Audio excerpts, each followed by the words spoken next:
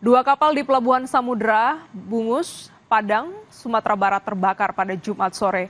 Salah satu kapal yang terbakar adalah milik Pemkab Kepulauan Mentawai.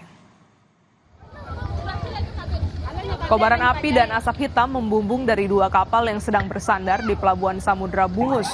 Api awalnya terlihat muncul dari kapal KM Rinamata milik Pemkab Mentawai, lalu menjalar ke satu kapal lain milik nelayan di dekatnya.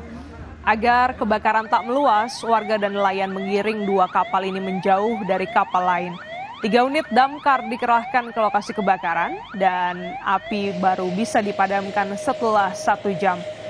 Penyebab kebakaran kapal masih dalam penyelidikan. Kita turunkan armada dari pos 5, pos terdekat, dan kita turunkan armada satu dari Maku. Dan dapat kita selesaikan lebih kurang 1 jam. Kerugian lebih kurang untuk kapal penangkap ikannya lebih kurang 600 juta, dan untuk kapal pesiar dan kapal Mentawai lebih kurang 2,5 miliar. Seorang ketua Ormas ditangkap atas kasus premanisme menyegel perusahaan di Kabupaten Barito Selatan. Penangkapan ketua salah satu ormas ini karena mengancam dan menyegel perusahaan pabrik karet di Kabupaten Barito Selatan. Polisi menetapkan R, ketua ormas, atas kasus ancaman kekerasan serta memasuki wilayah perusahaan tanpa izin.